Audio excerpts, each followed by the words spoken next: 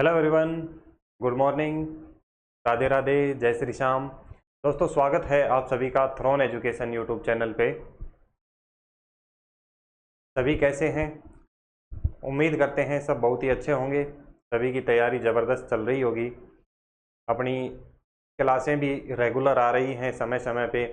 RPF, SI और constable के लिए अपने चैनल पे, थ्रोन एजुकेशन यूट्यूब चैनल पे प्रहार बैच चल रहा है, जिसमें कंप्लीट बैच आपको कराया जाएगा और रेगुलर क्लासें चल रही हैं। लगभग 8-10 क्लासें हर सब्जेक्ट की हो चुकी हैं। जैसे कि मैथ की अगर हम बात करें तो हर रोज़ सुबह 9 से 10 बजे मैथ की क्लास आपको देखने को मिलती है। हर रोज़ 9 से 10 बजे मैथ की क्लास रेगुलर आ रही है। उसके बाद में रीजनिंग की बात करें तो 10:30 से 12 बजे हर रोज़ रीजनिंग की क्लास चल रही है। उसके बाद में जीके जीएस की बात करें तो 8 से 9 बजे जीके जीएस की क्लास रहती है, जिसमें पॉलिटी की अपनी क्लासें चल रही हैं। पॉलिटी की 7 क्लासें हो चुकी हैं। 6 से 7 क्लासें पॉलिटी की हो चुकी हैं। साथ साथ में हम ज्योग्राफी को भी कवर करते हुए चलेंगे और इसके अलावा एक अलग से क्लास हम लेके आएंगे जिसमें स्टैटिक्स जीके को कवर करेंगे। तो सभी विद्यार्थी बैच में रेगुलर बने रहें। कंप्लीट बैच आपको यहाँ पे करवाया जाएगा, चाहे वो मैथ हो, रीजनिंग हो, पॉलिटी हो या स्टैटिक्स जीके, ज्योग्राफी, कुछ जो भी आरपीएफ से संबंधित कंप्लीट चीज़ें यहाँ पे कराई जाएंगी। साइंस की हम बात करें तो आने वाले एक दो दिन में साइंस की क्लासें भी अपने यहाँ पे स्टार्ट हो जाएंगी। 12 से 1 बजे का उसका समय रहेगा। तो चलिए हम स्टार्ट करते हैं आज से। ज्योग्राफी वाला जो पार्ट है उसको हम कवर कर लेते हैं। कौन सा बैच रहेगा? ये आरपीएफ एसआई कांस्टेबल के लिए प्रहार बैच रहेगा और इस प्रहार बैच में हम स्टार्ट करेंगे आज से इंडियन ज्योग्राफी।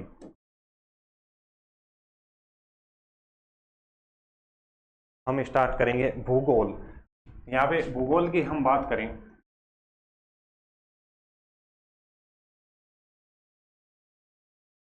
रेलवे भर्ती में भूगोल की जब बात करते हैं तो यहाँ पे 2 पार्ट अपने को देखने को मिलेंगे। पहला तो रहेगा भारत का भूगोल और दूसरा कुछ पार्ट हमें देखने को मिलता है विश्व के भूगोल से संबंधित।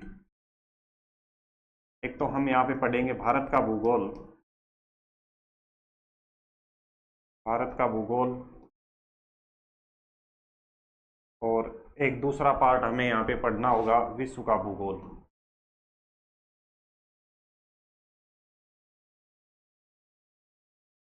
विश्व का भूगोल। आज की अपनी जो ये क्लास रहेगी इसमें हम एक बार सिलेबस डिस्कस करेंगे, आगे की रणनीति देखेंगे और किस क्रम में हम टॉपिकों को कवर करेंगे वो चीज़ें एक बार हम आज की क्लास में देखेंगे। उसके बाद में कल से रेगुलर क्लासें यहाँ पे चलेंगी अपनी टॉपिक वाइज। हम कोशिश करेंगे जितना जल्दी हो सके सिलेबस को कवर करने की, क्योंकि जीके का जो भी सिलेबस रहता है आप देखेंगे तो बहुत सारा है। हिस्ट्री, ज्योग्राफी, काफ़ी सब्जेक्ट आपको पढ़ने होते हैं, लेकिन अगर आप थ्रोन एजुकेशन के साथ में बने रहते हैं तो इतनी गारंटी है कि जीके में आपके नंबर नहीं कटेंगे। जीके जीएस की जो बच्चों को सबसे ज़्यादा टेंशन रहती है वो कोई दिक्कत नहीं आएगी। आपको जो भी यहाँ पे करवाया जा रहा है क्लास में उन चीज़ों के या तो आप नोट्स बनाते चलें, अगर नोट्स नहीं बना रहे हैं तो आपको प्रिंटेबल नोट्स भी मिल जाएंगे। आपको करना क्या है, प्ले स्टोर पे जाना है। प्ले स्टोर पे जाने के बाद में थ्रोन एजुकेशन का एप्लीकेशन आपको मिलेगा। थ्रोन एजुकेशन का एप्लीकेशन आपको डाउनलोड करना है और इसमें रजिस्ट्रेशन करने के बाद जब आप एंट्री करते हैं तो यहाँ पे आपको बहुत सारे फीचर देखने को मिलेंगे, बहुत सारे फ्री कोर्सेज आपको देखने को मिलेंगे। ठीक है, तो इसी में एक यहाँ पे एक ऑप्शन देखने को मिलेगा आपको नोट्स और ई बुक्स के नाम से, नोट्स और ई बुक। तो यहाँ पे जब आप एंट्री करेंगे तो यहाँ पे आपको आरपीएफ, एसआई और कांस्टेबल से संबंधित जो भी कंप्लीट नोट्स रहेंगे, चाहे हम स्टैटिक्स जीके की बात करें, चाहे हिस्ट्री ज्योग्राफी की या करंट से रिलेटेड, मतलब कंप्लीट जो भी आरपीएफ, एसआई और कांस्टेबल का जो कंप्लीट जो नोट्स रहेंगे वो आपको यहाँ पे बिल्कुल निःशुल्क मिलेंगे, बिल्कुल फ्री आपको अवेलेबल करा दिए जाएंगे। आपको एप्लीकेशन डाउनलोड करना है और रजिस्ट्रेशन करना है। उसके अलावा बहुत सारी और भी चीज़ें आपको यहाँ पे देखने को मिलेंगी। डेली करंट अफेयर आपके लिए रहेगा। अगर आपको कोई भी सिलेबस वगैरह किसी भी एग्जाम का चेक करना है तो सिलेबस, हर एग्जाम के सिलेबस यहाँ पे मिलेंगे। प्रीवियस ईयर क्वेश्चन अगर आपको चेक करने हैं तो वो सारी चीज़ें आपको यहाँ पे मिलेंगी। तो सबसे पहले आपको करना क्या है, थ्रोन एजुकेशन का एप्लीकेशन आपको इंस्टॉल करना है। ठीक है दोस्तों, चलिए एक बार हम यहाँ पे टॉपिक डिस्कस कर लेते हैं, कौन कौन से टॉपिक हमें पढ़ने हैं भारत के भूगोल से संबंधित। तो भारत के भूगोल में हम बात करें तो अपना जो सबसे पहला जो टॉपिक रहेगा उसमें हम स्टार्ट करेंगे भारत के सामान्य परिचय से। भारत का सामान्य परिचय, पहला टॉपिक क्या रहेगा? भारत का सामान्य परिचय हमारा रहेगा।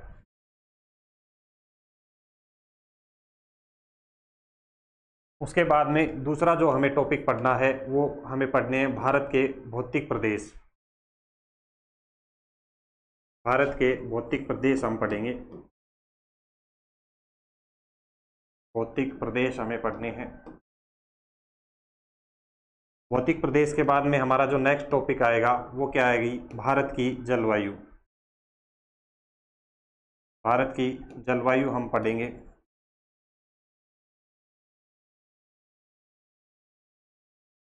जलवायु के बाद में हम यहाँ पे पढ़ेंगे अफवाह तंत्र।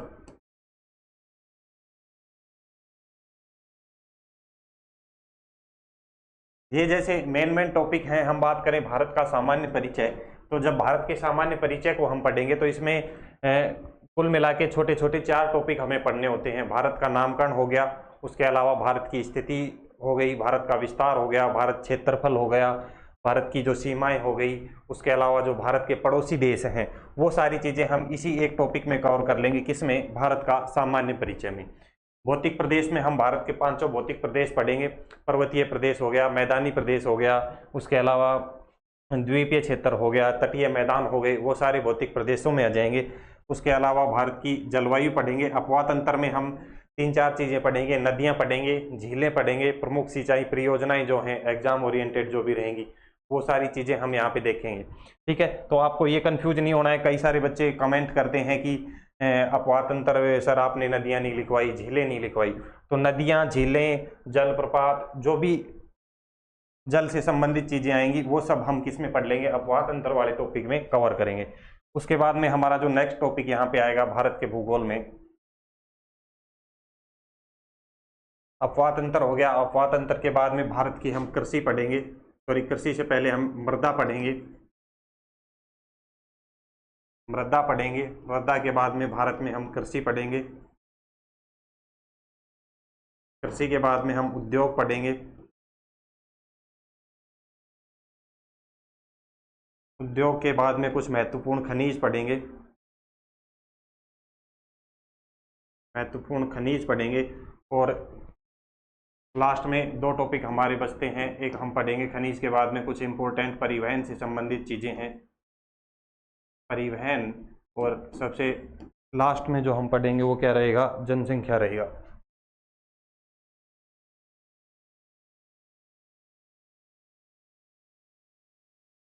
ठीक है, तो ये कुल मिला के कुछ टॉपिक रहेंगे अपने किससे संबंधित? भारत के भूगोल से संबंधित। उसके अलावा नेक्स्ट हमें 2-3 टॉपिक पढ़ने हैं। विश्व के भूगोल में हमें ज़्यादा कुछ नहीं देखना है। यहाँ पे अगर हम बात करें विश्व के भूगोल में, तो विश्व के भूगोल में एक तो हम देखेंगे किसके बारे में? सबसे पहले अक्षांश और देशांतर से संबंधित कुछ चीज़ें देखेंगे। अक्षांश एंड देशांतर। विश्व के भूगोल को हम नेक्स्ट स्लाइड पे लिख देते हैं।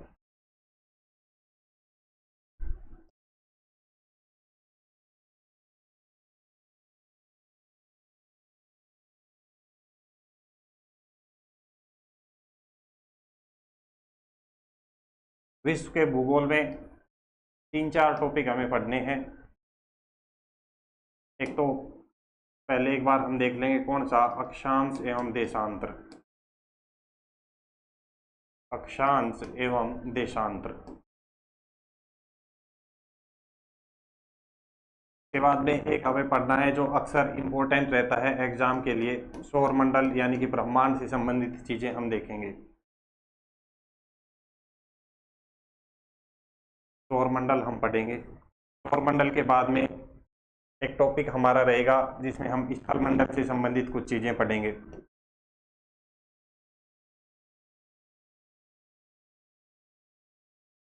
स्थल मंडल से संबंधित कुछ चीजें हमें यहाँ पे पढ़नी है। उसके बाद में ज्वालामुखी हमें पढ़ना होगा।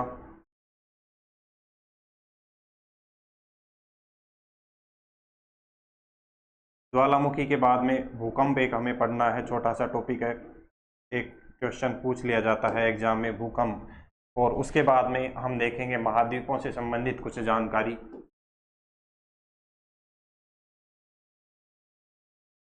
महाद्वीप, और फिर हम देखेंगे किससे, महासागरों से संबंधित।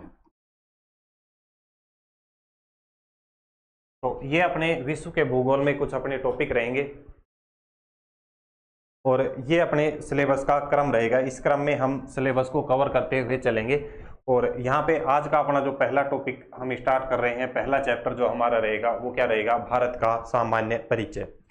भारत के सामान्य परिचय से हम स्टार्ट करेंगे। तो अगर कोई विद्यार्थी नोट बना रहे हैं, नोट्स बना रहे हैं, और एक बार टॉपिक का क्रम अगर नोट करना चाहें तो आप नोट कर सकते हैं साथ साथ में। नोट्स बनाने से फायदा आपको ये होगा कि कंप्लीट कंटेंट हम आपको यहाँ पे देंगे, और अगर आप अपने हाथ से लिख लिख के बनाते हैं तो आपको याद करने में आसानी रहेगी। अन्यथा यही कंप्लीट चीज़ें हम आपको एप्लीकेशन पे भी प्रिंटेबल नोट्स में अवेलेबल कराएंगे, वो कोई दिक्कत नहीं है। लेकिन हमारा कहना यही रहेगा कि आप अपने हाथ से नोट्स बनाएं साथ साथ में क्लास में कंप्लीट नोट्स। और जो नोट्स आपसे तैयार कराए जा रहे हैं, जो कंटेंट आपको लिखवाया जा रहा है, उससे बाहर आपको कुछ एक्स्ट्रा चीज़ें नहीं पढ़नी है। ओनली जो यहाँ पे कंटेंट आपको दिया जा रहा है उसको अच्छे से आपको याद करना है, उसके बाद में आपको प्रैक्टिस करनी है। तो एक बार इसको आप नोट कर लें, उसके बाद में नेक्स्ट हम चलते हैं।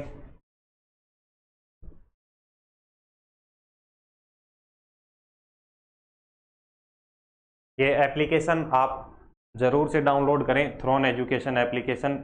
जो इसका लिंक है वो डिस्क्रिप्शन में भी आपको मिलेगा, और साथ ही साथ में आप डायरेक्ट भी प्ले स्टोर में जाके थ्रोन एजुकेशन सर्च करके डाउनलोड कर सकते हैं।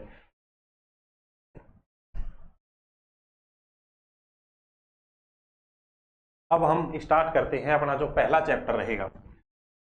भारत के भूगोल की हम स्टार्टिंग करने जा रहे हैं, और भारत के भूगोल में हम स्टार्ट करेंगे अपने पहले चैप्टर से। और जैसा कि हमने बताया, पहले चैप्टर में हम क्या पढ़ेंगे, भारत का सामान्य परिचय हम पढ़ेंगे, जर्नल इंट्रोडक्शन ऑफ इंडिया से संबंधित चीज़ें हम देखेंगे। और जब कभी हम बात करते हैं भारत के सामान्य परिचय की, तो भारत के सामान्य परिचय की जब बात करते हैं तो कुल मिला के ये 5 से 6 चीज़ें हमें पढ़नी होती हैं। इस चैप्टर में हम क्या क्या देखेंगे, हम ये 5 से 6 चीज़ें इस चैप्टर में देखेंगे। सबसे पहले हम क्या देखेंगे, जो ये भारत भूमि है, वर्तमान की जो भारत भूमि है, यानी कि वर्तमान भारत का जो भूभाग है, इसके नामकरण से संबंधित कुछ चीज़ें एग्जाम में पूछी जाती हैं, वो हम देखेंगे। उसके बाद में भारत की हम स्थिति देखेंगे कि विश्व में भारत की स्थिति क्या है, एशिया में स्थिति क्या है, ग्लोब पर स्थिति क्या है, अक्षांशीय आधार पर क्या है, वो सब चीज़ें हम स्थिति में देखेंगे। विस्तार वाले टॉपिक में हम देखेंगे कि भारत का जो अक्षांशीय विस्तार है वो क्या रहेगा, देशांतरीय विस्तार जो है वो क्या रहेगा, अक्षांशीय और देशांतरीय विस्तार का फैलाव कितना है। उसके बाद में भारत का जो क्षेत्रफल है, क्षेत्रफल से संबंधित क्या क्या क्वेश्चन एग्जाम में बन सकते हैं, वो सभी चीज़ें हम देखेंगे। क्षेत्रफल के बाद में जो सीमाएं हैं, सीमाओं में हम बात करेंगे भारत की जो अंतर्राष्ट्रीय सीमा है, भारत की जो जलीय सीमा बनती है वो हम देखेंगे। भारत के जो भूआविष्ठित राज्य यहाँ पे निकल के आते हैं, उनकी जो सीमाएं हैं, भूआविष्ठित राज्य कौन कौन से हो जाएंगे। उसके अलावा जो समुद्री सीमा बनती है वो सारी चीज़ें हम देखेंगे सीमाओं में। उसके अलावा फिर लास्ट में हम देखेंगे विविध। विविध में हम क्या देखेंगे, भारत के पड़ोसी देश हो गए, कौन कौन से पड़ोसी देश भारत के रहेंगे। उसके अलावा जो भारत के केंद्र शासित प्रदेश हैं वो हम देखेंगे। कुछ इंपॉर्टेंट जो राज्य हैं उनके स्थापना दिवस अक्सर एग्जाम में पूछे जाते हैं।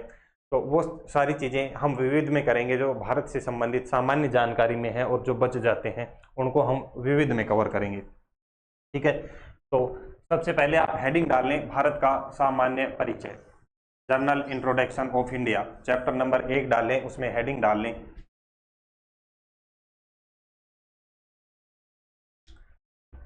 सबसे पहले हेडिंग डालें, भारत का सामान्य परिचय। और इस भारत के सामान्य परिचय में भी आप साइड में नोट कर लें कि हमें ये 6 टॉपिक यहाँ पे कवर करने हैं। है कि आप नाम नोट करें, नामकरण, भारत का नामकरण, स्थिति, विस्तार, क्षेत्रफल, सीमाएं और विविध, ये 6 टॉपिक हम कवर करेंगे।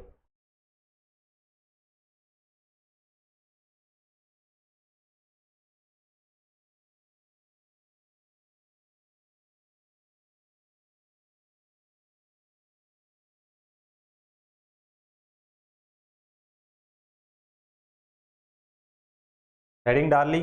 नेक्स्ट हम चलते हैं आगे। यहाँ तक नोट कर लें एक बार आप सभी, हेडिंग डाल लें।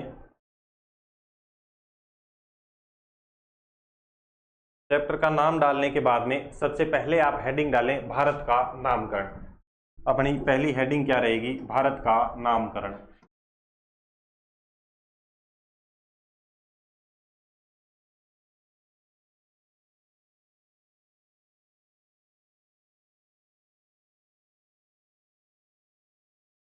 भारत का नामकरण, ये वाली आप हेडिंग डालें। और इस हेडिंग में हम बात करें भारत के नामकरण में,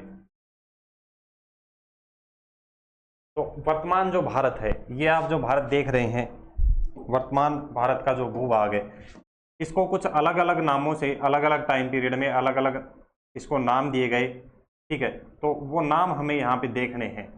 और अपने एग्जाम ओरिएंटेड अगर हम यहाँ पे कुछ बातें करें, तो एग्जाम ओरिएंटेड अपने 5 से 6 नाम हैं जो अपने एग्जाम में सीधे पूछे जाते हैं। और उन नामों में हम बात करें, पहला अपना कौन सा रहेगा? आर्यव्रत रहेगा। आर्यव्रत के बाद में हम भारत के बारे में देखेंगे, फिर जम्बू द्वीप देखेंगे, हिंदुस्तान, इंडिया, और एक अपना सबसे लास्ट में एक नाम निकल के आता है भारत का संवैधानिक नाम, जो कि क्या हो जाएगा? इंडिया अर्थात भारत। यानी कि आर्टिकल 1 में क्या दिया गया है? इंडिया अर्थात भारत दिया गया है।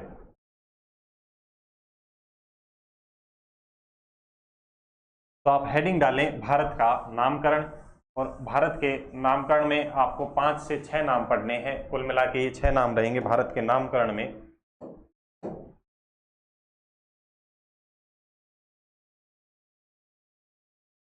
भारत का नामकरण आप डालें हेडिंग।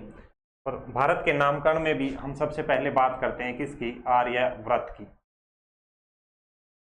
सबसे पहले हम बात करेंगे किसकी? आर्यव्रत की।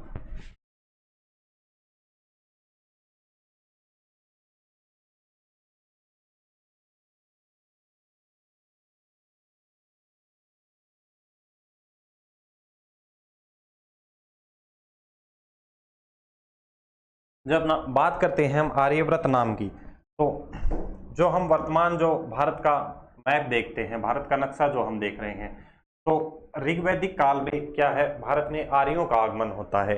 ऋग्वैदिक काल में मध्य एशिया से, मध्य एशिया से, मध्य एशिया से, यानी कि इस क्षेत्र से भारत में आर्यों का आगमन होता है। ठीक है, इस क्षेत्र से भारत में आर्यों का आगमन होता है। मध्य एशिया से जब भारत में आर्य आते हैं और वो यहाँ पे निवास करने लगते हैं, तो इन्हीं आर्यों के आगमन के कारण भारत का नाम जो है वो क्या पड़ता है? आर्यव्रत पड़ता है। ठीक है, तो आर्यव्रत में हमें क्या बात याद रखनी है? आर्यों के आगमन के कारण भारत का नाम क्या हो जाएगा? आर्यव्रत।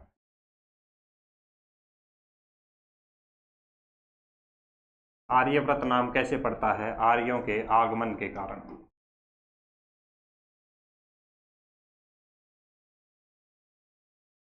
आर्यों के आगमन के कारण।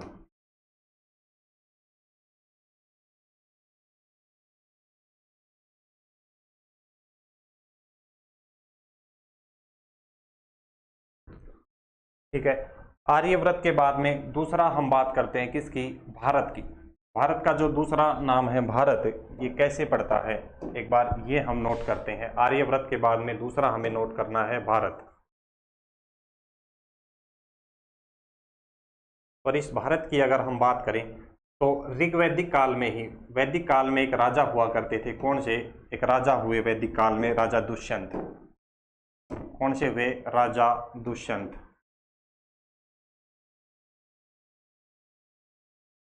एक राजा हुए राजा दुष्यंत, और इसी राजा दुष्यंत के एक पुत्र थे।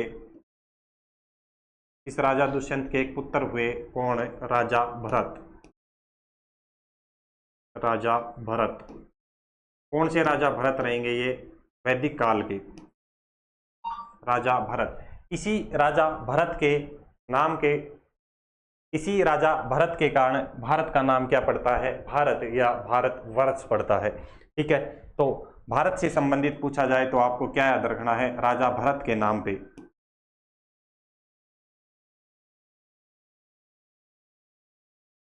राजा भरत के नाम पर, राजा भरत के नाम पर भारत का नाम या भारत नाम पड़ता है।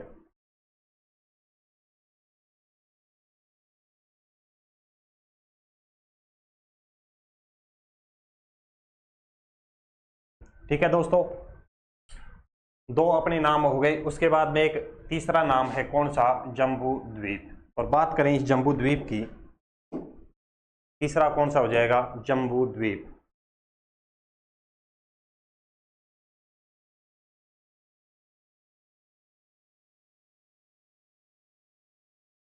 और जम्बू द्वीप से संबंधित अगर आपसे पूछा जाए तो आपको क्या बताना है?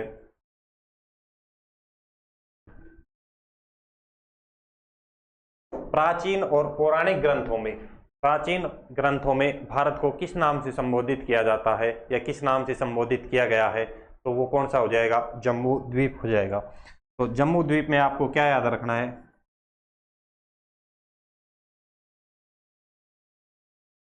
प्राचीन व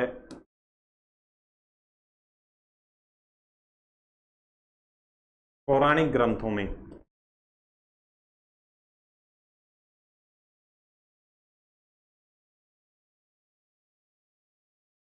प्राचीन व पौराणिक ग्रंथों में भारत का क्या नाम देखने को मिलेगा? हमें जम्बू द्वीप देखने को मिलता है।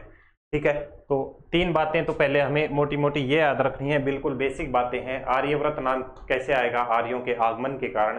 भारत नाम कैसे पड़ेगा? एक वैदिक काल में एक राजा हुए, कौन से? राजा दुष्यंत। और इस दुष्यंत के पुत्र राजा भरत हुए। इस भरत के नाम पे भारत का नाम क्या पड़ेगा? भारत नाम पड़ता है, या भारतवर्ष इसको कहा जाता है। उसके बाद में हम बात करते हैं जम्बू द्वीप की। और जम्बू द्वीप प्राचीन व पौराणिक ग्रंथों में भारत को किस नाम से संबोधित किया जाता था? तो वो हो जाएगा जम्बू द्वीप।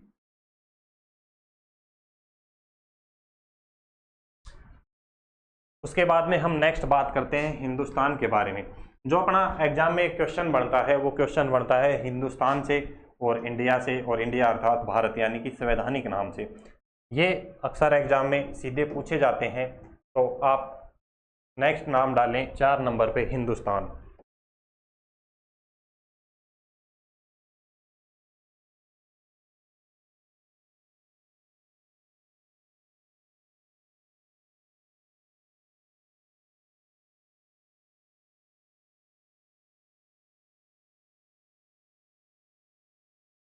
अब बात करते हैं इस हिंदुस्तान की।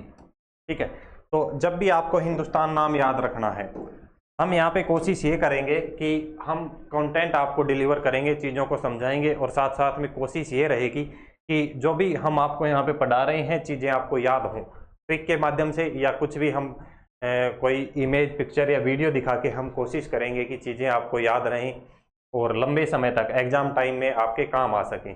ठीक है, उस तरीके से हम चीज़ों को आपको लिखवाएंगे, नोट कराएंगे।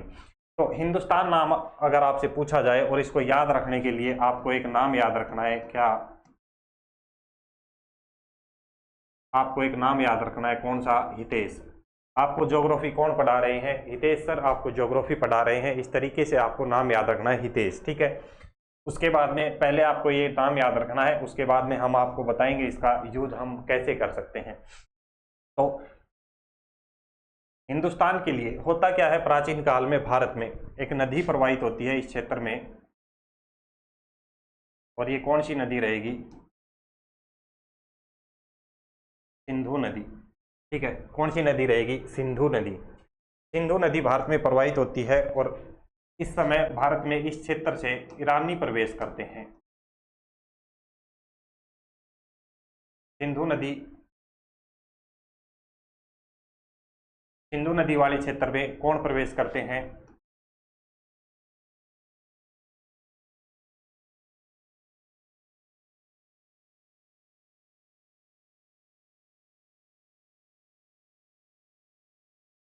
ईरानी यहाँ पे प्रवेश करते हैं। जब ईरानी इस क्षेत्र में प्रवेश करते हैं तो सिंधु नदी के आसपास ये निवास करने लगते हैं। सिंधु नदी के आसपास आकर ये रुक जाते हैं भारत में प्रवेश करने से पहले। और जब ये सिंधु नदी के पास आते हैं तो ये जो ईरानी लोग हैं, ये ईरानी लोग स का उच्चारण किस में करते हैं? स का उच्चारण करते हैं ये है में। और ध का उच्चारण किस में करते हैं? ये ध का उच्चारण किस में करते हैं? ध में। ठीक है। तो स का उच्चारण है में और ढ का उच्चारण द में करते हैं। इस तरीके से जो ये ईरानी लोग हैं, ये सिंधु नदी को कौन सी नदी के नाम से पुकारते हैं? सिंधु नदी को हिंदू नदी के नाम से पुकारते हैं। ठीक है, तो यहीं से नाम निकल के आता है हिंदुस्तान नाम। ठीक है, तो आपसे पूछ लिया जाए कि हिंदुस्तान नाम किसने दिया था, तो आपको याद रखना है हिंदुस्तान नाम ईरानियों ने दिया था।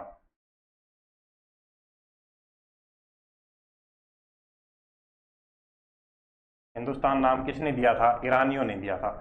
ठीक है, इस हितेश से आपको क्या याद रखना है? एच से क्या हो जाएगा? हिंदुस्तान, और आई से क्या हो जाएगा? यहाँ पे ईरानी हो जाएंगे। ठीक है, तो हितेश के जो फर्स्ट जो दो लेटर रहेंगे उनसे आपको याद रखना है एच और आई से। एच से हिंदुस्तान और आई से क्या हो जाएंगे? ईरानी हो जाएंगे। ठीक है, ये बात आपको याद रखनी है। स को इन्होंने है कहा, ध को इन्होंने द कहा, और सिंधु नदी को इन्होंने क्या कहा? हिंदू कहा। ठीक है, इसी प्रकार से सिंधु को इन्होंने हिंदू कहा। ये चीज हम यहाँ पे नोट कर देते हैं। आप नोट्स बनाते चलें साथ साथ में, इसको कॉपी पेन लेके लिखते चलें साथ साथ में। जब ईरानी लोग भारत आते हैं तो स का उच्चारण ये किस में करते हैं? है में करते हैं, और ध का उच्चारण किस में करते हैं? द में करते हैं। ठीक है, इसी कारण से ये सिंधु नदी को किस नाम से संबोधित करते हैं? सिंधु नदी को ये संबोधित करते हैं हिंदू से। सिंधु नदी को संबोधित करते हैं हिंदू से। ठीक है, ये बात आपको याद रखनी है। और इसके जो आसपास का जो क्षेत्र रहेगा, सिंधु के आसपास के क्षेत्र को ये क्या कहते हैं? सिंधु के आसपास के क्षेत्र को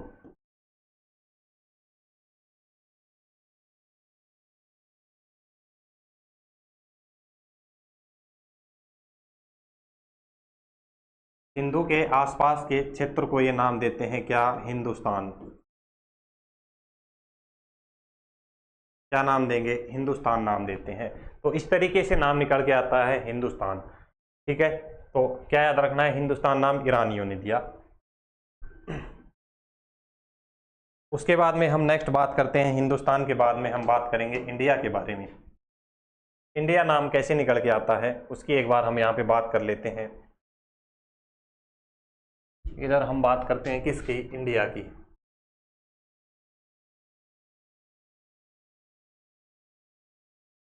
सेम होता क्या है? इंडिया नाम किन्होंने दिया? इंडिया नाम के लिए आपको याद रखना है किसने दिया? यूनानियों ने।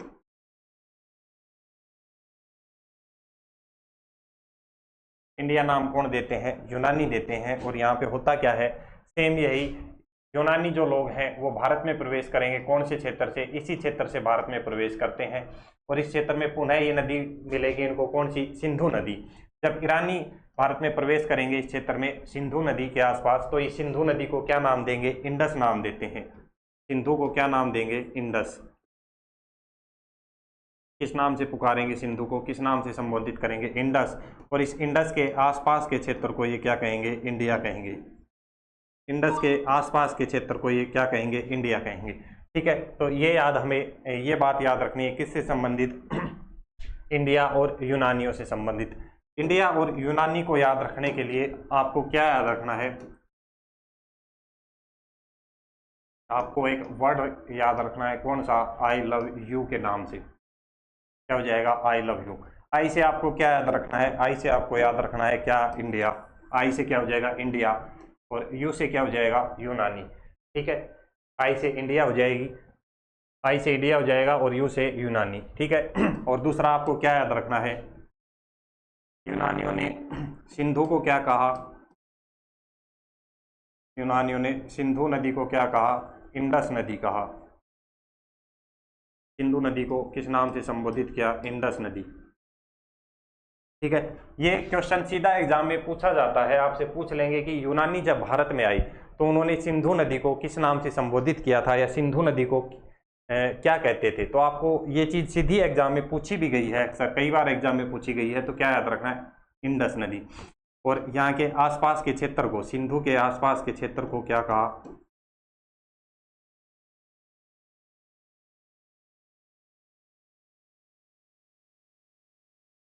सिंधु के आसपास के क्षेत्र को,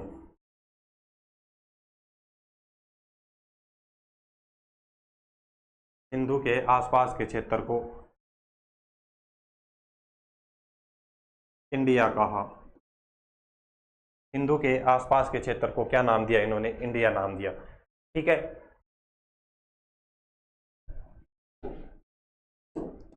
उसके बाद में हम नेक्स्ट बात करते हैं, अपना एक लास्ट नाम बचता है यहाँ पे, कौन सा? इंडिया अर्थात भारत। हम बात कर लेते हैं इंडिया अर्थात भारत के बारे में।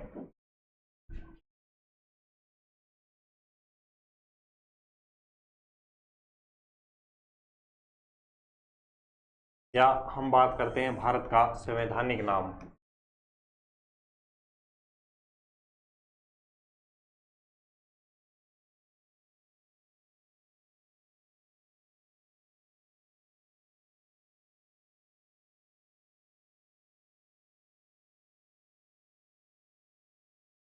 भारत का संवैधानिक नाम, इसकी हम बात करते हैं। भारत के लिए जब संविधान का निर्माण किया जा रहा था तो उस समय संविधान निर्माताओं के मन में एक विचार आया कि हम संविधान का निर्माण तो कर रहे हैं, लेकिन इस भूभाग का नाम क्या रहेगा, हम किसके लिए ये संविधान हम बना रहे हैं। ठीक है, तो उस समय पर भारत के लिए नाम दिया गया। तो भारत के लिए क्या नाम दिया गया था? भारत अर्थात इंडिया। भारत अर्थात इंडिया, ये दोनों ही वर्ड वहां पे यूज में लिए गए, भारत अर्थात इंडिया। यानी कि आपसे पूछ लिया जाए कि भारत के जो संविधान का आर्टिकल नंबर 1 है, उस आर्टिकल नंबर 1 में भारत के लिए क्या नाम प्रयोग में लिया गया है, तो आपको क्या याद रखना है? भारत अर्थात इंडिया। ठीक है, इसमें लिखा क्या गया है? आर्टिकल नंबर 1 की बात करें, इसमें क्या लिखा गया है? कंप्लीट सेंटेंस की अगर हम बात करें, भारत अर्थात इंडिया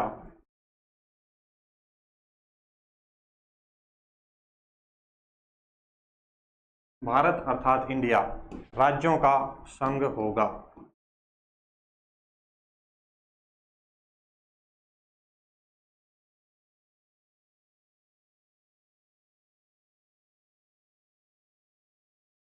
भारत अर्थात इंडिया राज्यों का संघ होगा, ये किस में लिखा हुआ है? आर्टिकल नंबर 1 में।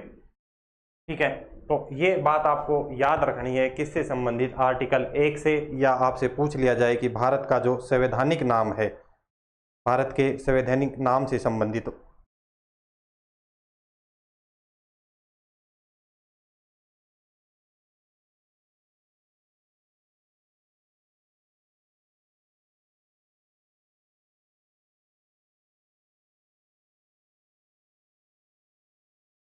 इसमें क्या लिखा हुआ है? India, India that is Bharat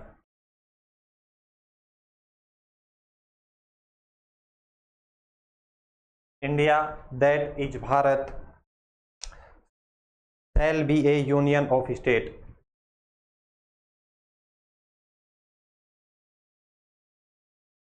a union of states। ठीक है, तो ये कंप्लीट सेंटेंस भी आपको याद रखना है।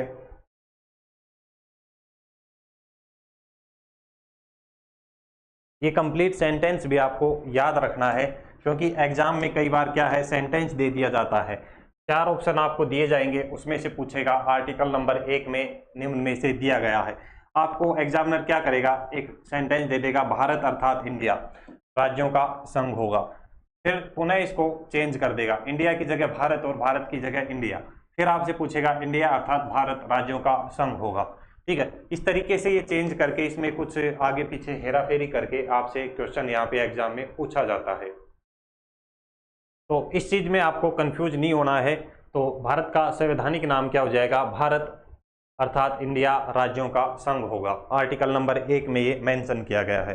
तो भारत के नामकरण से संबंधित ये 6 नाम अपने को याद रखने हैं, आपको याद हुए होंगे, एक बार पुनः हम रिवीजन करा देते हैं। ठीक है, आर्यव्रत कैसे पड़ता है? आर्यों के आगमन के कारण, आर्यों के आगमन के कारण भारत का नाम क्या पड़ेगा? आर्यव्रत पड़ता है। उसके बाद में भारत की हम बात करें, भारत क्या बताया कि एक वैदिक काल में एक राजा हुए, कौन से? राजा दुष्यंत, और इसी राजा दुष्यंत के पुत्र थे कौन? राजा भरत। इसी राजा भरत के नाम पे भारत का नाम क्या पड़ा? भारत पड़ता है। जम्बू द्वीप की हम बात करें तो प्राचीन व पौराणिक ग्रंथों में भारत का नाम क्या देखने को मिलता है, हमें जम्बू द्वीप देखने को मिलता है। उसके बाद में नेक्स्ट हमने नाम बताए जो बहुत ही इंपॉर्टेंट है, हिंदुस्तान नाम। हिंदुस्तान के लिए आपको क्या याद रखना है, हमने क्या बताया, एक वर्ड याद रखना है आपको, क्या, हितेश। ठीक है, एक वर्ड आपको याद रखना है हितेश, और हितेश के भी जो स्टार्टिंग के 2 लेटर हैं एच और आई। एच से क्या हो जाएगा हिंदुस्तान, और आई से क्या हो जाएगा, हमने बताए ईरानी। ठीक है, तो हिंदुस्तान नाम ईरानियों ने दिया। हिंदुस्तान ईरानियों ने सिंधु नदी को किस नाम से संबोधित किया, हिंदू नदी से किया, और इसके आसपास के क्षेत्र को किस नाम से, हिंदुस्तान नाम से। ठीक है, उसके बाद में नेक्स्ट क्या बताया था, इंडिया। इंडिया नाम के बारे में हमने बताया, और इंडिया के बारे में हमने क्या बताया, आपको क्या याद रखना है, एक वर्ड आई लव यू याद रखना है, आई लव यू। और इस आई लव यू से क्या बताया, आई फोर क्या हो जाएगा, इंडिया हो जाएगा, और यू फोर क्या हो जाएंगे, यहाँ पे यूनानी हो जाएंगे। ठीक है, इतनी बात आपको याद रखनी है इंडिया और यूनानियों से संबंधित। और एक बात क्या याद रखनी है, यूनानियों ने सिंधु नदी को किस नाम से संबोधित किया था, तो इंडस नदी के नाम से। ठीक है दोस्तों, और एक लास्ट हमने क्या बताया यहाँ पे कि भारत का जो संवैधानिक नाम है, भारत का संवैधानिक नाम क्या हो जाएगा, भारत अर्थात इंडिया। यानी कि आर्टिकल 1 में क्या नाम मेंशन है, भारत अर्थात इंडिया राज्यों का संघ होगा। India that is Bharat shall be A union of states. ठीक है, ये बात हमें याद रखनी है। और यहाँ पे अपना जो भारत का सामान्य परिचय है उसमें जो टॉपिक नंबर 1 जो रहता है वो अपना यहाँ पे कंप्लीट हो जाता है।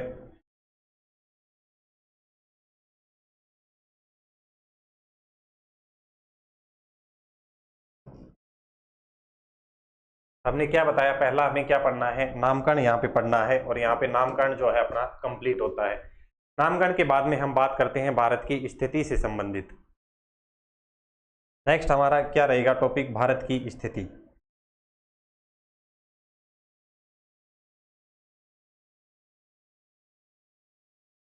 तो यहाँ तक एक बार पीछे का आप नोट कर लें, इसकी जो पैनल पीडीएफ है ये आपको टेलीग्राम पे और साथ में जो थ्रोन एजुकेशन का जो एप्लीकेशन है उसमें आपको मिल जाएगी। साथ साथ में यही है कि नोट आप बनाते हुए चलें, नोट्स आप बनाते हुए चलें।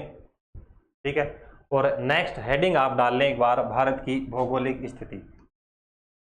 नेक्स्ट हेडिंग हमारी क्या रहेगी, भारत की भौगोलिक स्थिति, geographical location of India, Bharat की स्थिति। भारत की स्थिति को समझने से पहले हमें 2-4 बातें पता होनी चाहिए अक्षांश और देशांतरों से संबंधित, क्योंकि स्थिति तभी आपको समझ में आएगी अक्षांशों और देशांतरों का जब आपको ज्ञान होगा। ठीक है, सबसे पहले एक बार हम यहाँ पे बात कर लेते हैं किसके बारे में, एक साइड में तो हम बात करते हैं अक्षांशों के बारे में।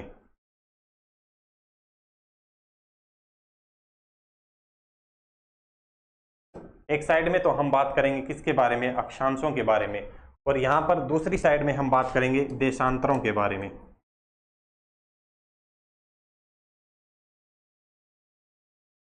यहाँ पे हम बात करेंगे देशांतरों के बारे में। ठीक है, तो सबसे पहले अक्षांशों और देशांतरों के आधार पर हम पृथ्वी की बात करें तो संपूर्ण पृथ्वी को 4 गोलार्धों में विभाजित किया गया है अक्षांश और देशांतर के आधार पर। भूमध्य रेखा के समांतर खींची गई काल्पनिक रेखाएं, भूमध्य रेखा के समांतर खींची गई पूर्व से पश्चिम की ओर काल्पनिक रेखाएं क्या कहलाती हैं, अक्षांश रेखाएं कहलाती हैं। ये क्या हो जाएगी, 0 डिग्री अक्षांशीय रेखा, और इसको किस नाम से क्या कहते हैं, इसको 0 डिग्री अक्षांश रेखा को इसको भूमध्य रेखा कहा जाता है, भूमध्य रेखा, या क्या कहते हैं इसको इक्वेटर के नाम से भी इसको जाना जाता है। उसके बाद में 2-3 अक्षांशीय रेखाएं हैं इंपॉर्टेंट, वो हमें याद रखनी है।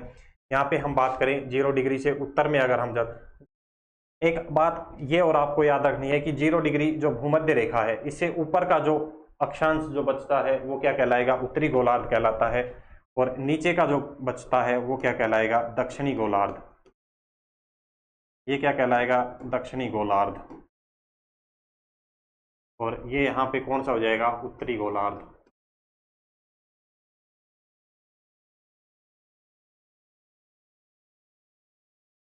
ठीक है, 2-3 रेखाएं आपको याद रखनी है। ये हो जाएगी 23.5 डिग्री अक्षांशीय रेखा उत्तर में, और एक ये हो जाएगी 66.5 डिग्री अक्षांशीय रेखा। इसी तरीके से एक रेखा हो जाएगी नीचे की साइड में, ये क्या हो जाएगी 23.5 डिग्री, 23.5 डिग्री दक्षिणी अक्षांश रेखा, और एक हो जाएगी 66.5 डिग्री, 66.5 डिग्री दक्षिणी अक्षांश। इसकी हम बात करें, ये वाली जो रेखा है उत्तर में 23.5 डिग्री उत्तरी अक्षांश जो रेखा है, इसको क्या कहते हैं या किस नाम से इसको संबोधित करते हैं, तो ये क्या कहलाएगी, करक रेखा। 23.5 डिग्री उत्तरी अक्षांश रेखा, इसको क्या कहते हैं, करक रेखा कहा जाता है, करक रेखा। और 23.5 डिग्री दक्षिणी अक्षांश रेखा, इसकी अगर हम बात करें तो इसको क्या कहा जाता है, मकर रेखा। इसको क्या कहा जाता है, मकर रेखा। उसके बाद में 66.5 डिग्री वाली रेखा की अगर हम बात करें, 66.5 डिग्री उत्तरी अक्षांश रेखा, इसको क्या कहते हैं, तो इसको कहते हैं आर्कटिक रेखा।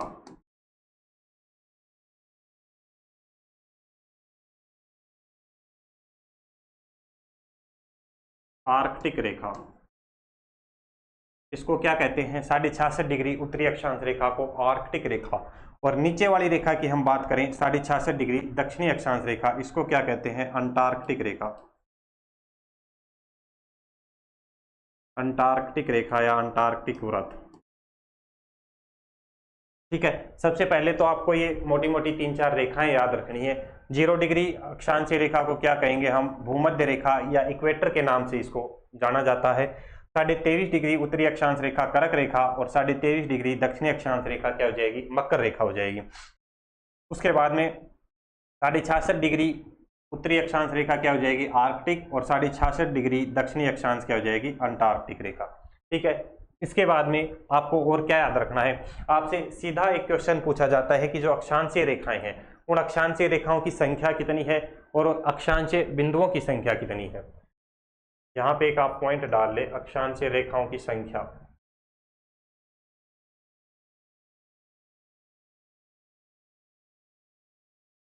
रेखाओं की संख्या, अक्षांशीय रेखाओं की संख्या, और एक क्या पूछी जाती है, अक्षांशीय बिंदुओं की संख्या। बिंदुओं की संख्या। जब भी आपसे अक्षांशीय बिंदुओं की बात की जाए तो आपको क्या याद रखना है, कितने हो जाएंगे अक्षांशीय बिंदु, 181, यानी कि कितने, 181 हो जाएंगे। कितने हो जाएंगे, 181, यानी कि 181 हो जाएंगे। और अगर आपसे पूछ ली जाए अक्षांशीय रेखाओं की संख्या, तो अक्षांशीय रेखाओं की संख्या की बात करें तो ये कितनी हो जाएगी, 179 हो जाएगी। कितनी, 179।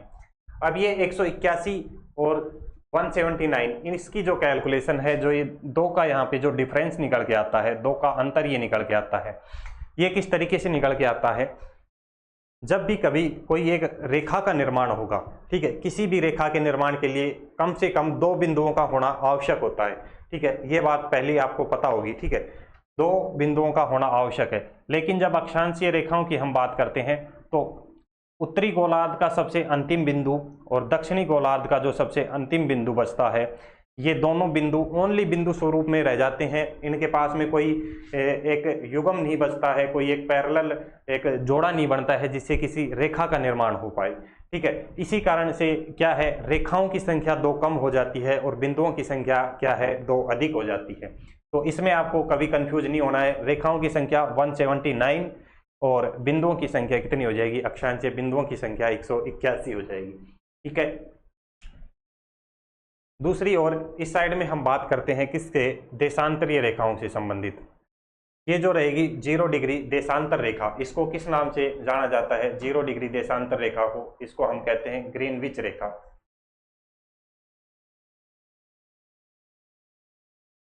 ग्रीनविच रेखा इसको कहा जाता है।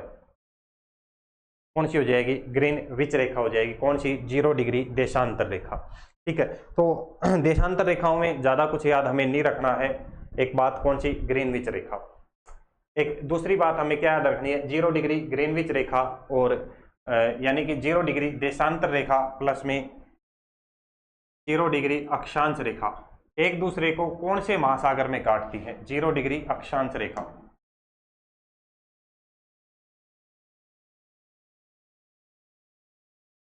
अक्षांश रेखा, या इसको क्या नाम हमने बताया, भूमध्य रेखा,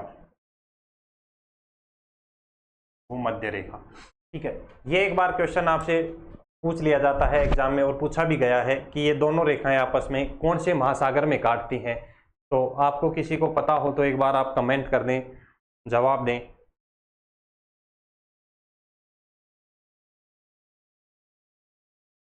तो ये कौन से महासागर में एक दूसरे को काटती हैं, तो आपको याद रखना है एक महासागर कौन सा हो जाएगा, ये अटलांटिक महासागर। कौन से महासागर में काटेंगी एक दूसरे को, अटलांटिक महासागर में।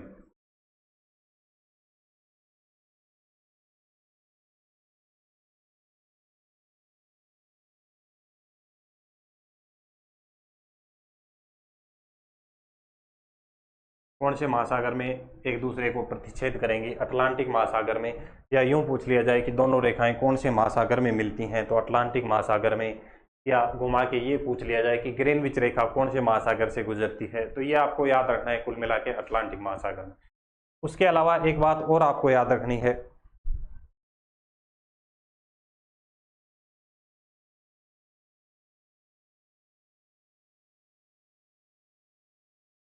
एक बात और याद रखनी है, एक रेखा है अंतरराष्ट्रीय तिथि रेखा, कौन सी, 180 डिग्री, 180 डिग्री देशांतर रेखा। और इस 180 डिग्री देशांतर रेखा को किस नाम से जाना जाता है, 180 डिग्री देशांतर रेखा।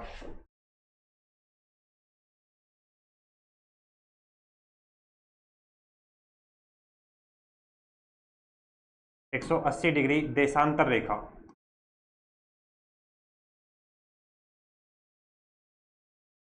इसको किस नाम से जाना जाता है, अंतरराष्ट्रीय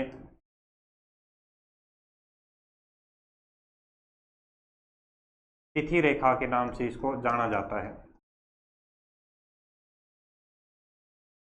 क्या कहते हैं, अंतरराष्ट्रीय तिथि रेखा कहते हैं। इससे संबंधित आपको एक महासागर याद रखना है कि जो 180 डिग्री देशांतर रेखा या 180 डिग्री अंतरराष्ट्रीय तिथि रेखा है, ये कौन से महासागर से गुजरती है, तो ये आपको क्या याद रखना है, ये गुजरती है प्रशांत महासागर से।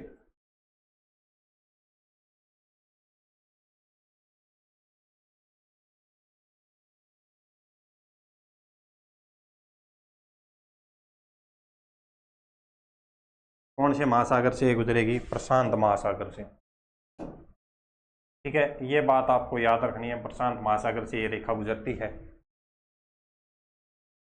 तो ये दो तीन बातें देशांतर रेखाओं से संबंधित। यहाँ पे देशांतर रेखाओं की संख्या अगर आपसे पूछी जाए तो इनकी संख्या कितनी हो जाएगी, देशांतर रेखाओं की संख्या अगर आपसे पूछी जाए तो इनकी संख्या कितनी रहती है, 360। कितनी हो जाएगी, 360 इनकी संख्या रहती है। उसके बाद में एक बात और याद रखनी है जो इंपॉर्टेंट निकल के आती है कि जो अक्षांशीय जो रेखाएं हैं, अक्षांशीय रेखाएं क्या करती हैं, एक संपूर्ण वृत्त का निर्माण करती हैं। जैसा कि आप देख भी पा रहे होंगे, ये एक संपूर्ण वृत्त का निर्माण करती हैं अक्षांशीय रेखाएं। ये शायद आपको नजर आ रहा होगा, ये देखो यहाँ पे अक्षांशीय रेखाएं क्या हैं, संपूर्ण वृत्त का निर्माण करती हैं। लेकिन देशांतरीय रेखाओं की अगर हम बात करें तो देशांतरीय जो रेखाएं हैं ये क्या है, एक अर्धवृत्त का निर्माण करती हैं। देशांतरीय रेखाएं क्या करेंगी, एक अर्धवृत्त का निर्माण करती हैं। तो एक पॉइंट और यहाँ पे नोट कर लें, यहाँ पे अक्षांशीय रेखाओं में ये क्या है, संपूर्ण वृत्त का निर्माण करती हैं, संपूर्ण वृत्त का निर्माण।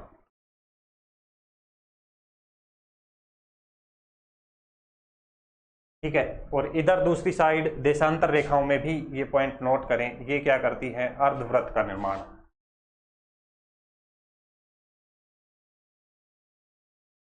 अर्धवृत्त का निर्माण, ये रेखाएं क्या करेंगी, अर्धवृत्त का निर्माण करती हैं। उसके बाद में एक और क्वेश्चन क्या बनता है अक्षांश और देशांतर रेखाओं से संबंधित, हम इसको यहीं पढ़ लेते हैं। इसके बाद में जब भी कभी अक्षांश और देशांतर से संबंधित क्वेश्चन बनेगा तो इससे बाहर नहीं जाने वाला, इस स्लाइड से बाहर नहीं जाएगा। साथ साथ में आप पेन कॉपी लेके और साथ साथ में नोट करते रहें और एक दो बार चीज़ों को रिवाइज करेंगे तो आपको याद रह जाएंगी चीज़ें। ठीक है, एक बात क्या याद रखनी है, अक्षांशीय रेखाओं के बीच की दूरी सदैव क्या रहेगी, समान बनी रहती है। और इधर दूसरी साइड हम बात करें देशांतर रेखाओं की, तो देशांतर रेखाओं के मध्य की जो दूरी है वो भूमध्य रेखा से ध्रुवों की तरफ चलने पर क्या है, इसमें कमी आती है। भूमध्य रेखा से ध्रुवों की तरफ चलने पर देशांतर रेखाओं के, किन्हीं दो देशांतर रेखाओं के बीच में कमी आएगी। जैसा कि आप देख भी पा रहे होंगे, जैसे जैसे ये ध्रुवों की तरफ जाएगी तो ये सकड़ी होती चली जाएंगी और भूमध्य रेखा पर आकर इनकी अधिकतम दूरी होती है। ठीक है, तो आपसे पूछ लिया जाए कि देशांतर रेखाओं की अधिकतम दूरी कहाँ पर होती है या कौन से स्थान पर, तो आपको जवाब देना है भूमध्य रेखा पर। ये दूरी कितनी होती है?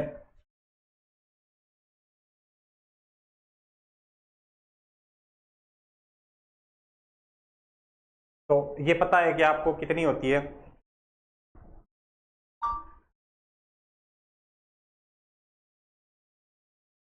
तो यहाँ पे हम बात करें अक्षांशीय रेखाओं के मध्य की दूरी की 111.32 किलोमीटर ये होती है। कितनी? 111.32 किलोमीटर, लगभग कितनी हो जाएगी? 111.32 किलोमीटर यहाँ पे रहती है।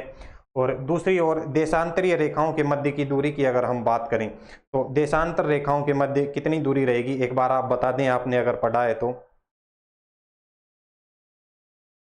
जल्दी से एक बार आप कमेंट कर दें।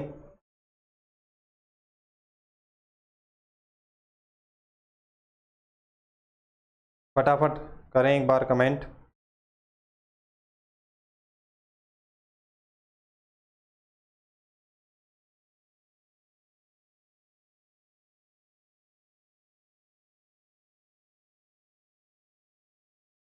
ये कितनी रहती है यहाँ पे? इन्हीं भूमध्य रेखा पे आपको याद रखना है कितनी? 111.32 किलोमीटर अधिकतम दूरी रहती है भूमध्य रेखा पर। और इधर अगर हम बात करें तो ये कितनी हो जाएगी? ओनली 111 किलोमीटर आपको याद रखना है। लगभग कितनी रहती है? 111 किलोमीटर। ये कितनी रहेगी? 111 किलोमीटर। ठीक है, और इधर कितनी हो जाएगी? 111.32 किलोमीटर। ये कुछ बातें हैं किससे? अक्षांश और देशांतर रेखाओं से संबंधित, जो आपको याद रखनी है। इन्हीं अक्षांश और देशांतरों के आधार पर हमने क्या बताया कि इस देशांतर के आधार पर दो गोलार्ध बने। एक तो हो गया पूर्वी गोलार्ध और एक कौन सा हो गया? पश्चिमी गोलार्ध। इधर अक्षांशों के आधार पर दो गोलार्ध बने, एक बना उत्तरी गोलार्ध और एक कौन सा बना? दक्षिणी गोलार्ध। ठीक है, तो इन्हीं अक्षांश और देशांतरों के आधार पर संपूर्ण पृथ्वी को 4 गोलार्धों में विभाजित किया गया, अक्षांशों और देशांतरों के आधार पर। ये वाले गोलार्ध की बात करें, पहला गोलार्ध ये कौन सा हो जाएगा? उत्तरी पूर्वी गोलार्ध। ये हो जाएगा दूसरा गोलार्ध, दक्षिणी पूर्वी गोलार्ध, ये तीसरा। ठीक है, और ये कौन सा हो जाएगा? चौथा। इस तरीके से संपूर्ण पृथ्वी को 4 भागों में विभाजित किया गया है और इसी के आधार पर संपूर्ण पृथ्वी को और संपूर्ण ग्लोब को, इसी के आधार पर भारत की स्थिति अपने से पूछी जाती है। अब अगर अपने से पूछ लिया जाए कि भारत की स्थिति ग्लोब पर कहाँ पर है, ठीक है, जब हम ग्लोब पर भारत की स्थिति की बात करते हैं तो जो पहला गोलार्ध है, फर्स्ट जो गोलार्ध यहाँ पे निकल के आता है, भारत की स्थिति इसमें बनेगी। ठीक है, तो यहाँ पे 4 तरीके से क्वेश्चन पूछता है भारत की स्थिति से संबंधित। एक बार वो हम यहाँ पे देख लेते हैं, उसके बाद में क्लास को एंड करेंगे। सबसे पहले आपसे पूछेगा अक्षांशीय आधार पर भारत कौन से गोलार्ध में स्थित है, तो आपको क्या याद रखना है? अक्षांशीय आधार पर 2 गोलार्ध हमने बताए, एक तो कौन सा? उत्तरी गोलार्ध और एक कौन सा बताया? दक्षिणी गोलार्ध। एक कौन सा बताया? दक्षिणी गोलार्ध। और इसके आधार पर भारत कहाँ पर स्थित रहेगा? भारत इस क्षेत्र में स्थित है, तो भारत कौन से गोलार्ध में स्थित हो गया? उत्तरी गोलार्ध में। क्या याद रखना है? अक्षांशीय आधार पर भारत कौन से गोलार्ध में? उत्तरी गोलार्ध में, पहला पॉइंट। दूसरा आपसे पूछा जाता है देशांतरीय आधार पर भारत की स्थिति कौन से गोलार्ध में है। अगर ये बात आपसे पूछी जाए तो अभी हमने क्या बताया? देशांतरीय आधार पर पृथ्वी को 2 गोलार्ध, एक कौन सा हो जाएगा? ये पूर्वी गोलार्ध, ये पूर्वी गोलार्ध, और ये कौन सा हो जाएगा? पश्चिमी गोलार्ध। ये कौन सा हो जाएगा? पश्चिमी गोलार्ध। ठीक है, तो इसके आधार पर पृथ्वी देशांतरीय आधार पर भारत कहाँ पर स्थित रहेगा? भारत की स्थिति आती है इस क्षेत्र में, और इस क्षेत्र में हम बात करें तो भारत कौन से गोलार्ध में हो गया? पूर्वी गोलार्ध में। देशांतरीय आधार पर भारत कौन से गोलार्ध में रहेगा? पूर्वी गोलार्ध में। ये पैनल पीडीएफ आपको मिलेगी, साथ साथ में नोट्स आप बनाते चलें, पेन कॉपी साथ में लेके बैठें। ठीक है, हमने अक्षांशीय आधार पर भारत देखा, देशांतरीय आधार पर भारत देखा। अब अक्षांशीय और देशांतरीय दोनों के आधार पर भी आपसे पूछ सकता है, और अक्सर पूछा भी यही जाता है, अक्षांशीय आधार पर और कौन से देशांतरीय आधार पर। दोनों के आधार पर हम बात करें तो ये हो गया उत्तर, दक्षिण, पूर्व, और ये क्या हो जाएगा, पश्चिम। ठीक है, तो दोनों के आधार पर भारत कहाँ पर रहेगा, इस गोलार्ध में भारत की स्थिति बनती है। ठीक है, तो भारत कौन से गोलार्ध में रहेगा, उत्तरी पूर्वी गोलार्ध में। आपसे क्वेश्चन पूछ लिया जाएगी अक्षांशीय एवं देशांतरीय आधार पर, अगर आपसे भारत की स्थिति पूछ ली जाए, या फिर आपसे ये कह दिया जाए कि विश्व में भारत की स्थिति, संपूर्ण विश्व में भारत की स्थिति क्या है, ये अगर आपसे पूछ लिया जाए, या फिर उसके अलावा आपसे पूछ लिया जाए कि ग्लोब पर भारत की स्थिति क्या है, ग्लोब पर भारत की स्थिति क्या है, तीनों ही कंडीशन एक ही है, सेम कंडीशन है, बस नाम परिवर्तित यहाँ पे किया गया है। और आपको क्या याद रखना है, अक्षांशीय एवं देशांतरीय आधार पर भी उत्तरी पूर्वी गोलार्ध में भारत रहेगा, विश्व में पूछा जाए तो भी भारत यहीं पे रहेगा, और ग्लोब पर भारत की स्थिति अगर आपसे पूछी जाती है तो भी कहाँ पे हो जाएगा, उत्तरी पूर्वी गोलार्ध में। ये क्या हो जाएगा, ये ग्लोब है, और इस ग्लोब में भारत की स्थिति कहाँ पर रहेगी, ये उत्तरी पूर्वी गोलार्ध में या उत्तरी पूर्वी दिशा में। ठीक है, इतनी बात आपको समझ में आई यहाँ तक। किसी को कोई डाउट हो, कोई कंफ्यूजन हो तो कमेंट कर सकते हैं, आप कमेंट में आप पूछ सकते हैं। उसके बाद में भारत की स्थिति से संबंधित एक लास्ट पॉइंट हमारा यहाँ पे बचता है, एशिया में स्थिति पूछी जाती है। अगर एशिया में भारत की स्थिति आपसे पूछ ली जाए कि किस दिशा में है या किस गोलार्ध में रहती है, ये अगर आपसे पूछ लिया जाए तो एशिया में भारत की स्थिति दक्षिणी पश्चिमी गोलार्ध में बनती है। एशिया के अकॉर्डिंग आज से पूछा जाए दक्षिणी पश्चिमी गोलार्ध तो वही रहेगा, यहाँ पे दिशा आपसे पूछ लेगा कौन सी दिशा में रहेगी एशिया में, तो आपको क्या याद रखना है, दक्षिणी पश्चिमी में। एशिया में कहाँ पे हो जाएगा, उत्तर, दक्षिण, पूर्व और क्या हो जाएगा, पश्चिम। ठीक है, तो ये कहाँ पर हो जाएगा, दक्षिण पश्चिम में। एशिया में भारत कहाँ पे हो जाएगा, दक्षिण पश्चिम में। ठीक है, तो ये चार बातें आपको याद रखनी है भारत की स्थिति से संबंधित। ये आप पेन कॉपी लेके बैठें साथ में, और साथ साथ में बनाते रहें, नोट करें। भारत की स्थिति आप हेडिंग डालें, और भारत की स्थिति में 4 पॉइंट यहाँ पे आपके बनेंगे।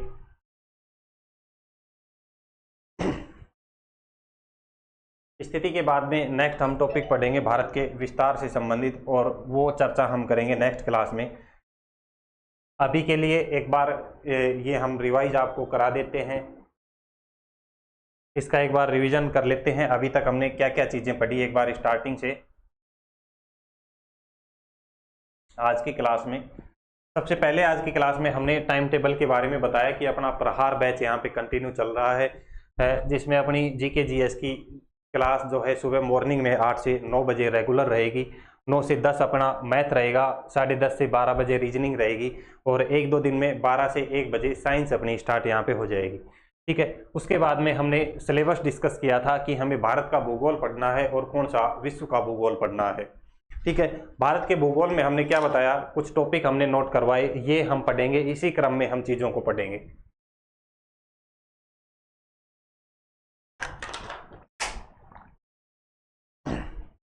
ठीक है, इस क्रम में हम चीजों को लेके चलेंगे। ये panel PDF, complete panel PDF आपको टेलीग्राम पे और एप्लीकेशन में मिल जाएगी, तो टेलीग्राम को आप ज्वाइन कर लें, लिंक डिस्क्रिप्शन में आपको मिलेगा। विश्व के भूगोल में ये कुछ हमने टॉपिक बताई, ये हम पढ़ेंगे और इसी क्रम में चीज़ों को लेके चलेंगे। उसके बाद में एप्लीकेशन का बताया था, जिस किसी ने अभी तक डाउनलोड नहीं किया है तो एक बार एप्लीकेशन को आप ज़रूर से डाउनलोड कर लें। उसके बाद में हमने अपना जो पहला चैप्टर है, चैप्टर नंबर 1, आप हेडिंग डाल के हमने बताया कि भारत के सामान्य परिचय के बारे में हमें यहाँ पे चर्चा करनी है। और इस चैप्टर 1 में सामान्य परिचय में हम 6 जो छोटे छोटे टॉपिक हैं वो हमें पढ़ने हैं। नामकरण, स्थिति, विस्तार, क्षेत्रफल, सीमाएं और विविध। ठीक है, यहाँ पे भारत का नामकरण पहला टॉपिक हमने कंप्लीट किया, और भारत के नामकरण में हमने बताए 5 से 6 नाम, आर्यव्रत, भारत, जम्बूद्वीप, हिंदुस्तान, इंडिया और इंडिया अर्थात भारत। एक बार इनको हम याद करवा देते हैं आपको। आर्यव्रत नाम कैसे पड़ेगा, आर्यों के आगमन के कारण। भारत नाम कैसे पड़ेगा? एक राजा हुए कौन से? दुष्यंत। कौन से? राजा दुष्यंत। और इसी राजा दुष्यंत के एक पुत्र थे कौन? राजा भरत। तो राजा भरत के नाम पे भारत का नाम क्या पड़ता है? भारत पड़ता है। ठीक है। उसके बाद में जम्बूद्वीप के बारे में बताया। जम्बूद्वीप नाम कहाँ देखने को मिलेगा? प्राचीन और पौराणिक ग्रंथों में भारत का नाम जम्बूद्वीप देखने को मिलता है। ठीक है। आपसे सीधा क्वेश्चन ये पूछेगा कि भारत के जो प्राचीन व पौराणिक ग्रंथ हैं उनमें भारत को किस नाम से संबोधित किया गया है? तो आपको याद रखना है जम्बूद्वीप के नाम से। उसके बाद में हमने क्या बताया? हिंदुस्तान नाम के बारे में आपको बताया, और हिंदुस्तान से संबंधित आपको क्या याद रखना है? एक नाम याद रखना है, और वो क्या हो जाएगा? हितेश नाम आपको याद रखना है। ज्योग्राफी आपको कौन पढ़ा रहे हैं? हितेश सर पढ़ा रहे हैं। तो हितेश आपको नाम याद रखना है। और हितेश के भी जो स्टार्टिंग के जो फर्स्ट 2 लेटर जो रहेंगे एच और आई। ठीक है। एच से क्या हो जाएगा? हिंदुस्तान बन जाएगा, और आई से क्या बनेगा? आई से क्या बन जाएंगे? ईरानी। ठीक है। आई से हो जाएंगे ईरानी। ईरानी लोग जब भारत में प्रवेश करते हैं, इस क्षेत्र से प्रवेश करेंगे, यहाँ पे एक नदी प्रवाहित होती है, सिंधु नदी प्रवाहित होती है। इस सिंधु के आसपास निवास करने लगते हैं। स का उच्चारण है में करते हैं, और ध का उच्चारण किसमें? द में करते हैं। इस प्रकार से सिंधु को ये क्या कहते हैं? हिंदू नदी के नाम से संबोधित करते हैं, और इसके आसपास के क्षेत्र को ये हिंदुस्तान कहते हैं। इसी तरीके से सेम इंडिया नाम के बारे में हमने बताया। इंडिया नाम किसने दिया? यूनानियों ने। ठीक है। इंडिया नाम यूनानियों ने दिया, और इसके लिए आपको एक वर्ड याद रखना है, क्या? I love you. ठीक है। क्या याद रखना है? आई लव यू वर्ड याद रखना है। आई फॉर क्या हो जाएगा? इंडिया हो जाएगा, और यू से हम क्या बनाएंगे? यूनानियों को। ठीक है। यू फॉर यूनानी हो जाएंगे। इस तरीके से इंडिया नाम किसने दिया? यूनानियों ने। ठीक है। यूनानी जैसे भारत में प्रवेश करते हैं, पुनः इस सिंधु नदी के आसपास के क्षेत्र से भारत में प्रवेश करते हैं, और प्रवेश करने पर इन्होंने सिंधु नदी को किस नाम से संबोधित किया? इंडस नदी के नाम से, और इसके आसपास के क्षेत्र को क्या कहा? इंडिया कहा। इस तरीके से नाम निकल के आता है क्या? इंडिया। एक हमने अगला बताया था भारत का संवैधानिक नाम। भारत का संवैधानिक नाम हमने क्या बताया? भारत अर्थात इंडिया। यानी कि भारत का जो आर्टिकल नंबर 1 है, आर्टिकल नंबर 1 में क्या नाम मेंशन किया गया है? भारत अर्थात इंडिया राज्यों का संघ होगा। India that is Bharat shall be A union of state. ये सेंटेंस आर्टिकल नंबर 1 में लिखा हुआ है। ये आपको एज इट इज लिखना है, एज इट इज आपको याद रखना है। और ये वाला जो सेंटेंस है, भारत अर्थात इंडिया राज्यों का संघ होगा, ये वाली बात आपको याद रखनी है। ठीक है। यहाँ पे अपना एक टॉपिक कंप्लीट हो गया था। उसके बाद में हमने भारत की भौगोलिक स्थिति के बारे में चर्चा की। भारत की भौगोलिक स्थिति समझने से पहले अपने को अक्षांश और देशांतर रेखाओं की नॉलेज यहाँ पे होनी आवश्यक है। और उसके लिए हमने क्या बताया? सबसे पहले अक्षांशों के बारे में बताया। कुछ इंपॉर्टेंट अक्षांशीय रेखाएं। 0 डिग्री अक्षांश रेखा को भूमध्य रेखा कहा गया। 23.5 डिग्री उत्तरी अक्षांश रेखा को करक रेखा, और 23.5 डिग्री मकर दक्षिणी अक्षांश रेखा को क्या नाम दिया गया? मकर रेखा यहाँ पे नाम दिया गया। इधर 66.5 डिग्री उत्तरी अक्षांश रेखा को आर्टिक रेखा नाम दिया गया, और 66.5 डिग्री दक्षिणी अक्षांश रेखा को अंटार्कटिक रेखा नाम दिया गया। ठीक है। ये बातें हमने यहाँ पे देखी। उसके बाद में भूमध्य रेखा से उत्तर का क्या कहलाया? उत्तरी गोलार्ध, और नीचे का क्या कहलाया? दक्षिणी गोलार्ध। ये बात हमने यहाँ पे बताई थी। अक्षांशीय रेखाओं की संख्या अक्सर पूछी जाती है। अक्षांशीय रेखाओं की संख्या यहाँ पे कितनी हो जाएगी? 179 हो जाएगी। और अक्षांशीय बिंदुओं की अगर आपसे पूछ ली जाए तो कितनी हो जाएगी? 181 हो जाएगी। ठीक है। दोनों में 2 का डिफरेंस किस लिए? क्योंकि अंतिम जो 2 बिंदु बचते हैं, उत्तरी ध्रुव का अंतिम बिंदु और दक्षिणी ध्रुव का अंतिम बिंदु, ओनली बिंदु स्वरूप में रह जाते हैं, और किसी भी रेखा के निर्माण के लिए कम से कम 2 बिंदुओं का, न्यूनतम 2 बिंदुओं का होना आवश्यक है। ठीक है। इसी वजह से बिंदुओं की संख्या अधिक रहती है, रेखाओं की संख्या कम रहती है। एक क्या बात याद रखनी है कि अक्षांशीय रेखाओं के मध्य की दूरी कितनी रहेगी? 111 किलोमीटर। ठीक है। ये मोटी मोटी बातें हमने अक्षांशीय रेखाओं के बारे में बताई। इधर क्या बताया? अक्षांशीय रेखाओं की संख्या कितनी बताई? 360 हमने देशांतरीय रेखाओं की संख्या हमने कितनी बताई? 360। ठीक है। किन्हीं 2 देशांतरों के मध्य की दूरी हमने क्या बताई? 111.32 किलोमीटर अधिकतम रहेगी। कहाँ पर? भूमध्य रेखा पर। ठीक है। भूमध्य रेखा से भूमध्य रेखा से ध्रुवों की तरफ चलने पर किन्हीं भी 2 देशांतर रेखाओं के मध्य में क्या है? दूरी में कमी आएगी। ठीक है। ये बात हमने यहाँ तक बता दी थी।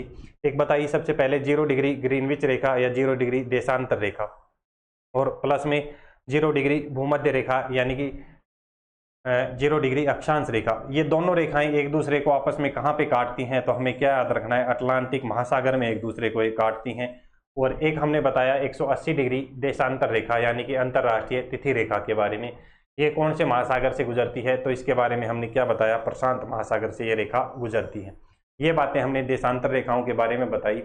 और एक लास्ट पॉइंट यहाँ पे क्या बताया था कि जो अक्षांशीय जो रेखाएं हैं ये क्या है, संपूर्ण वृत्त का निर्माण करती हैं। अक्षांशीय रेखाएं संपूर्ण वृत्त का निर्माण करती हैं और देशांतरीय जो रेखाएं हैं वो क्या, अर्धवृत्त का निर्माण करती हैं। देशांतरीय रेखाएं अर्धवृत्त का निर्माण करती हैं। यहाँ तक आपने बातें समझ में आई, देखी। उसके बाद में क्या बताया, इन्हीं अक्षांश और देशांतरीय रेखाओं के आधार पर संपूर्ण पृथ्वी को 4 गोलार्धों में विभाजित किया गया और इसी के आधार पर हमें भारत की स्थिति यहाँ पे देखनी है। और जब बात करते हैं भारत की स्थिति से संबंधित तो 4 केस हमें देखने को मिलते हैं।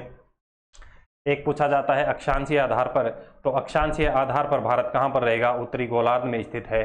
देशांतरीय आधार पर पूछ लिया जाए तो भारत पूर्वी गोलार्ध में स्थित है। ठीक है, अक्षांशीय एवं देशांतरीय आधार पर अगर आपसे पूछ लिया जाए तो उत्तरी पूर्वी गोलार्ध में रहेगा। ग्लोब पर आपसे पूछ लिया जाए तो उत्तरी पूर्वी गोलार्ध में या उत्तरी पूर्वी दिशा में रहेगा। विश्व में स्थिति पूछ ली जाए तो सेम रहेगी, उत्तरी पूर्वी गोलार्ध में, या दिशा पूछ ली जाए तो कहाँ पर, उत्तरी पूर्वी दिशा में स्थित रहेगा। एशिया में अगर ये पूछ लिया जाए आपसे तो क्या हो जाएगा, दक्षिण पश्चिम में। एशिया में भारत की स्थिति पूछी जाए तो कौन सी दिशा में रहेगी, दक्षिण पश्चिम में रहेगी। तो इतना आज हमने देखा आज की क्लास में। नेक्स्ट क्लास में हम बातचीत करेंगे भारत के विस्तार से संबंधित, जिसमें हम भारत की जो अक्षांशीय विस्तार है वो देखेंगे, भारत का देशांतरीय विस्तार और भारत की सीमाओं से संबंधित। तो आगे नेक्स्ट क्लास में हम इसको कंटिन्यू रखते हैं चीज़ों को, और कोशिश रहेगी कि जल्द से जल्द यहाँ पे टॉपिक कंप्लीट कराए जाएं आपको। आपके जो हैं कंप्लीट जो जीके का पार्ट है वो हम जल्द से जल्द यहाँ पर कवर कराने की कोशिश करेंगे। और साइंस की जो क्लास है वो भी आपको बहुत ही जल्द मिल जाएगी, बहुत जल्द शुरू होने जा रही है। 1-2 दिन में आपको साइंस की क्लासें भी मिलना शुरू हो जाएंगी। बाकी क्लासें रेगुलर अपनी चली रही हैं। तो तब तक के लिए आप वीडियो को ज़्यादा से ज़्यादा शेयर करें, दोस्तों के साथ में ग्रुप में शेयर करें। तैयारी करने वाले जो भी विद्यार्थी हैं आपके फ्रेंड सर्कल में, उन सभी तक ये क्लासें आप पहुँचाएँ, प्लेलिस्ट शेयर करें। तो सभी को धन्यवाद, सभी विद्यार्थियों को धन्यवाद। हम मिलते हैं एक नेक्स्ट क्लास में कल सुबह